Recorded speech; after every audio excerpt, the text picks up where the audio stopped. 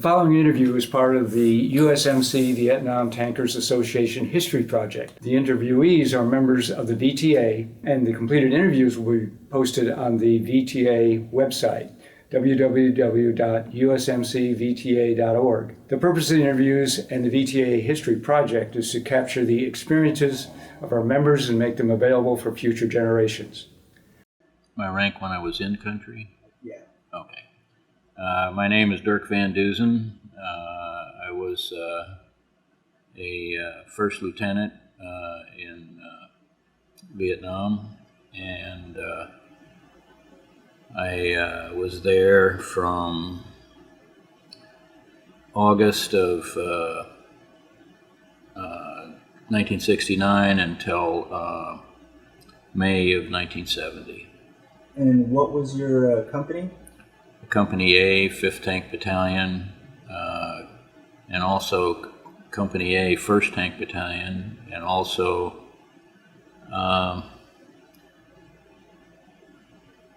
let's see, what else did I do? Oh, Headquarters Company, 1st Tank Battalion, and Security Platoon Commander of 1st Marine Division. Do you have a story you want to share with us today? Well, I can tell you what I did while I was over there and kind of give you a run-through of it, and hopefully that'll be enough. Perfect. All right.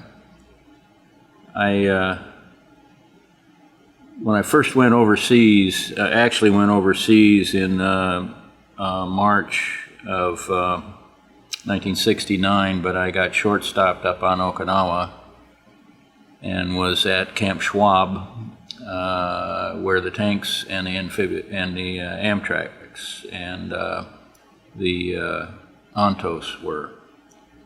I served as the XO of the tank company and the commander of the Ontos company for a brief period.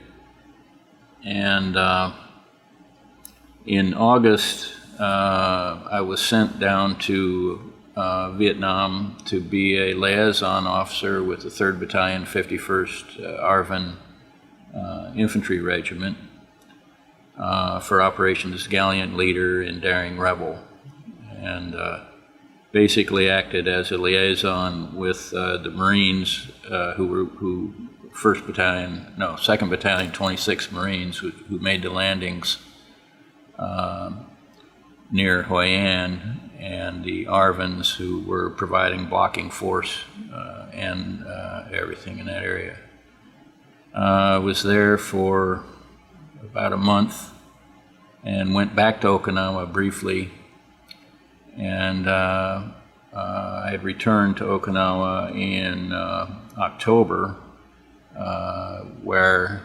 returned to Vietnam in October, where I took over the 1st Platoon, Alpha Company, 5th Tanks. My tank platoon was on Nam O Bridge and Hill 190 north of Da Nang.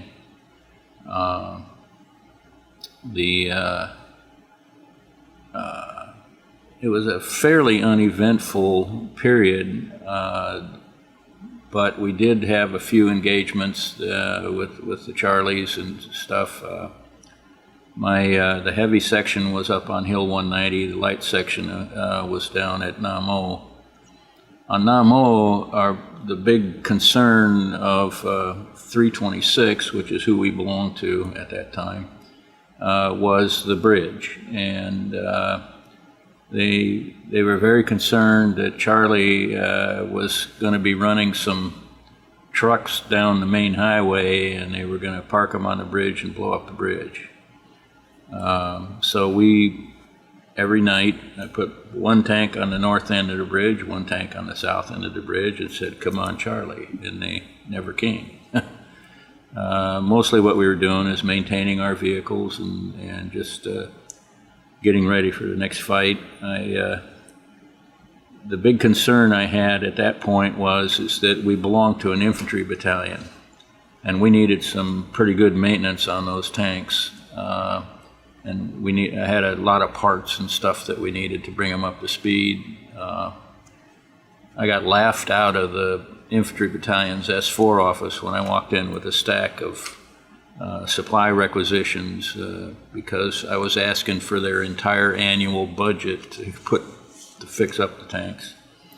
So the heavy section up on Hill 190 had a little more excitement than we did. Their function was to watch the river and the paddies and cap units that were down below there to respond and react if Charlie had attacked any of the villages or if they tried to come across the river and that type of thing. And we did have one incident where it was in the monsoon season. The roads were pretty well washed out, but the section had to respond to one of the villas down below because in the middle of the night, Charlie tried to overrun it. The cap unit was really pushed, and so we were part of a reaction force that went down the hill, had a couple of Amtraks loaded with infantry, had a couple of tanks. We responded, got down on to the ville, turned out to the fields, hit the xenon searchlights, and we caught Charlie in the open. And we opened with some beehive, and the next morning we had several Charlie KIA that we brought in, and also a lot of blood trails and weapons and things that we were able to recover and capture. That's literally the only fight that I ever got involved in with that platoon. And in October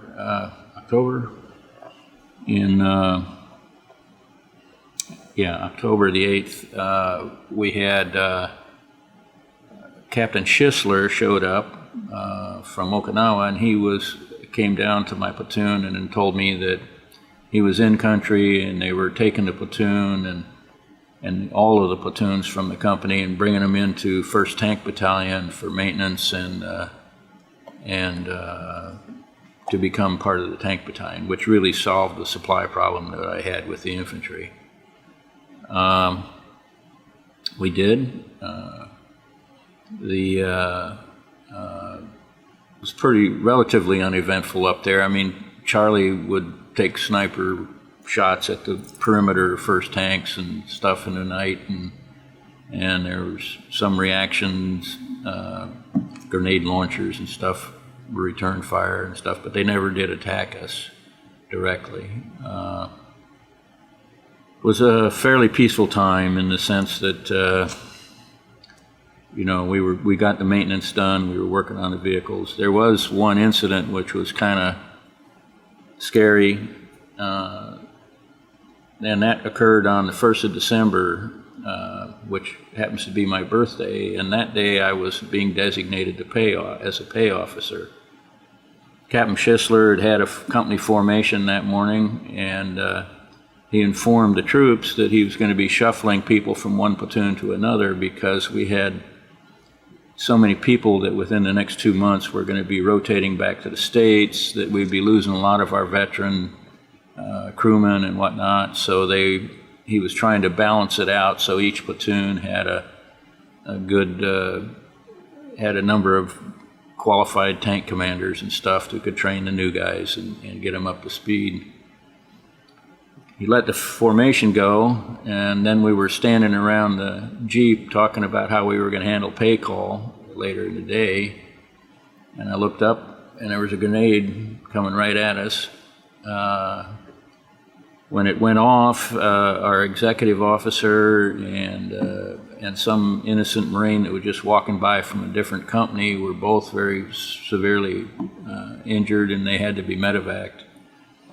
I had seen the direction the grenade came from, and I took off running up the hill and in that direction to try and see if I could find the guy that did it, and I did. I caught him, and he was one of my guys, which was pretty infuriating. But anyway, dragged him by his ear back down to turn him over to the company commander, and I really don't know what happened to him after that, but what happened, the reason he did it is he was afraid of losing his drug connection if he got moved from out of our platoon. And just a stupid thing.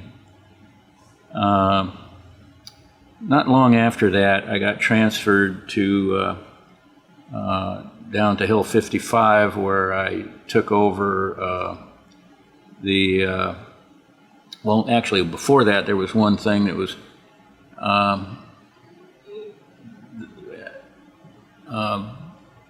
Bob Hope was coming for Christmas, the Christmas show and everything. They had a big show. And unfortunately, it was my platoon was put out on the ridge to protect the area, so we couldn't see the show. We just saw the big lights over the hill and everything. And I had some pretty upset troopers. I think they wanted to see the girls more than they wanted to see the show. But I had some frustrated Marines over that. Anyway, then I went to first Platoon, Alpha Company, 5th Tanks, down at Hill 55. I was there for a very short period, like 3 weeks maybe, and they called the tanks back in, and they were shipping 5th Tanks back to the States.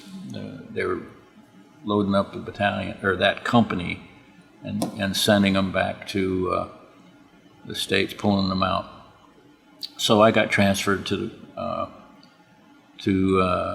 1st Platoon, Alpha Company, 1st Tank Battalion, and as a platoon leader, and was there for a while. And the Koreans wanted some tank support down on Hoi An Island because they were turning that into a free fire zone. So battalion commander decided to send 2 tanks, the 2 battalion headquarters tanks, down there to support the Koreans.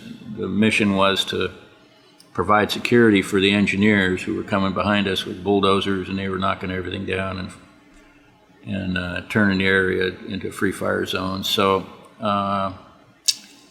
we were there. We'd go out on the sweeps in the morning.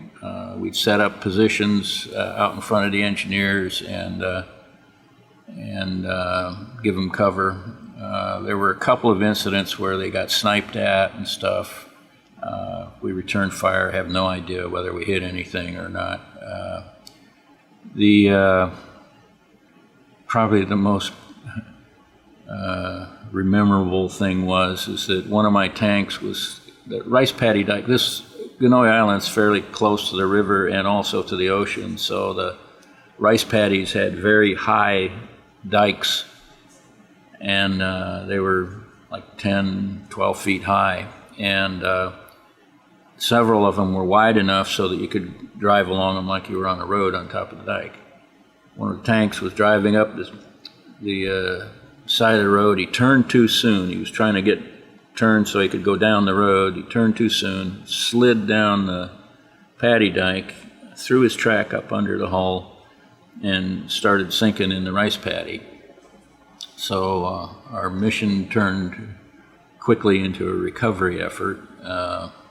Fortunately, we had the engineers there.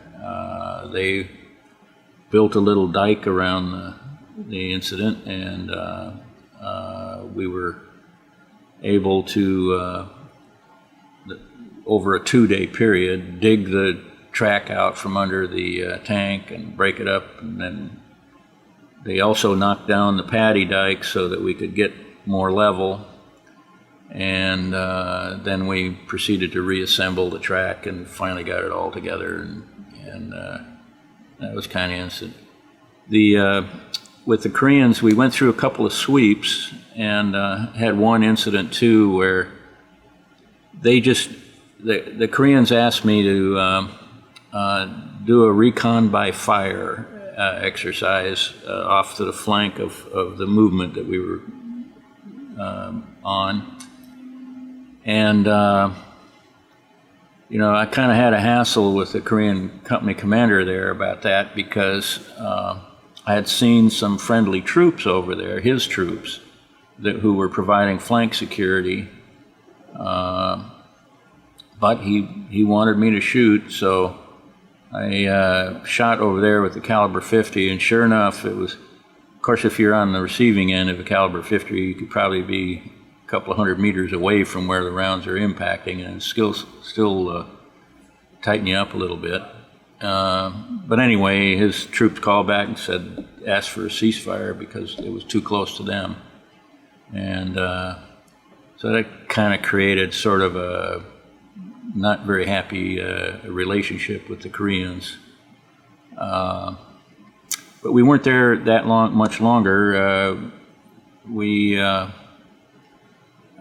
Because we were called back to the battalion area in, I guess that would have been in about April, somewhere in that time frame. And let's see, HMS. This says January the 30th. And so we were called back there, and 1st Tank Battalion started loading up to go back home to the States. I still had time to do. I had gone on an extra R&R, so I had the 3 months to pay back for that. And so I got transferred at that point to 1st Marine Division headquarters, where I served as a security platoon commander, which was, you know, I had a little time in the, at night. I had a watch to stand occasionally at the division headquarters, and then most of the time I was just going along the lines, checking the troops, making sure they were awake at night, and that things were, everybody had what they needed and that sort of thing. No real incidents, nothing really happened. Well, that's not true. We got, on the 1st of April, we had a rocket attack, 120 millimeter rockets at the division headquarters, and they landed in my area where my guys were and everything. None of my people were hurt, but one of the another unit there that was behind the defensive positions and everything got hit pretty good, and there was just a couple of people that were injured out of that and everything. But that's the only excitement I had from that. And after that tour, I went home. So I was very grateful for that. So that's pretty much what I was up to. In 1975, I was company commander of Alpha Company 1st Tank Battalion at Camp Pendleton in California. And at that time, the war was coming to an end. That's when they were taking the people off the embassy roofs and all that kind of stuff. And my company, along with several others, helped set up the refugee camp at Camp Pendleton. And when the refugees came in, we helped take care of them. We registered them, we helped feed them, and we set up their tents. We took care of, you know, making sure they had some comfort items to, you know, all that kind of stuff.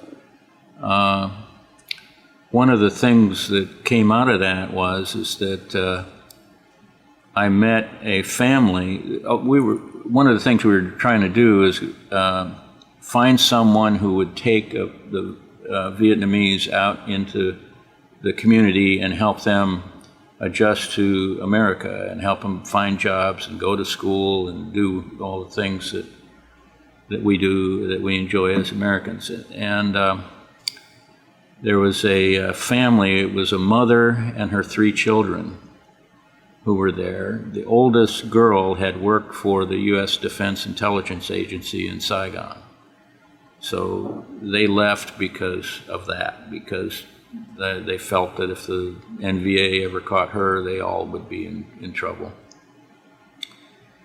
And she was on next to the last plane that took off at Ton Sanut and flew to the Philippines. And so we met them, and my wife and I sponsored them into our house. And they lived with us for 8 months. And the 2 youngest kids were in the 6th and 7th grade, and we enrolled them in the public school, and I was truly impressed with their study habits and everything. They worked really, really hard to learn the language, to learn the lessons in the school, to become citizens. And today, they are all American citizens. They all have good jobs. They all work hard. They're great people, and they're all Buddhist. One of the things about that family is that the father and the brother were both members of the Vietnamese army, and they disappeared. So the family has no idea to this day what happened to the two of them. The family's name is Dang, so Phan Dang. She's the oldest girl that worked for the DIA, and she returned to Vietnam one time and wanted to see if she could find what happened to her father and brother. So she went to her home village where she grew up and everything, found one of her friends, childhood friends, and was staying at the friend's house. One day the Vietnamese police showed up and arrested her and arrested her friend because her friend was supposed to inform the local police if any American citizens were in the area. And they arrested her because she was in an area where American citizens weren't supposed to be. So that's kind of a trauma. We're still very much in touch with that family. In fact, they have adopted us. My wife and I are, I guess, honorary Vietnamese or whatever, but they're great people, and we communicate all the time and have a good relationship with the whole family. So that's about the only other thing that from the impact of Vietnam that I observed. I don't know that it would do any good to put it on tape, but when I was in Vietnam, of course, they would write fitness reports on us and everything. Captain Schisler wrote a fitness report on me. It wasn't outstanding, but it wasn't bad. It was a kind of middle ground on that, and that was fine. I saw it. I signed it. I accepted it, and he wasn't upset with me or anything. It was just okay. I did an okay job. So but several years later, I got assigned to go to Fort Knox to go to the Advanced Armor Officer course, which I did, graduated honors and all that kind of stuff. And at the time, my wife was pregnant with my son. My wife is a type 1 diabetic, so the pregnancy was a really tricky one and all that. So I had orders to go to Okinawa, but Colonel Lassard, who's kind of the godfather of tanks in the Marine Corps, was there, and he arranged to keep me there until my son was born.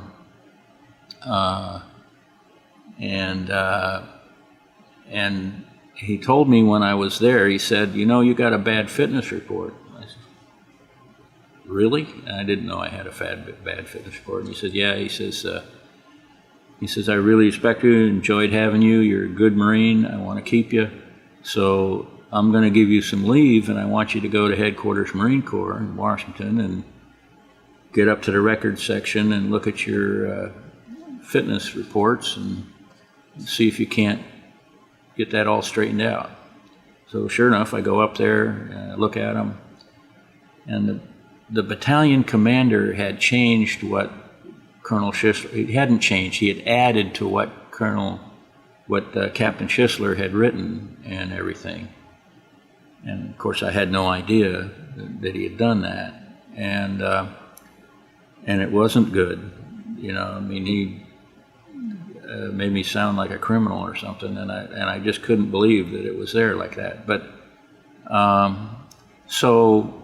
it gave me an opportunity to go to the corrections board and have it fixed, which was real easy because all I did is I got a hold of Captain Schisler, who was then a colonel, and I asked him to if he had a problem with me and if he knew about all of that, and he knew nothing about it. So he wrote me a little letter which we sent to the board, and they ended up pulling that report. That was strange, the command there, because when we first went up to when I first got transferred up to the tank battalion, and Schisler was running the show and everything there, but when you first report there, you go and talk to the battalion commander and introduce yourself and everything so they know who you are. But it was a different commander then. I can't say that I ever met Colonel Lauder. I know who he was. I saw him. We went, I had the slop shoot there, and you'd go and have a beer and that stuff, and I'd see him over there talking to people and everything. I don't drink alcohol. Didn't then, don't now, and stuff. So I wasn't very attracted to the bar and stuff, the slop shoot. But I'd go there and talk to people a little bit. But that's literally the only thing I knew about Lauder. So I'm still in kind of confusion about what happened there. There was some reason I ticked him off. I don't know what it was, but so that's about the only thing.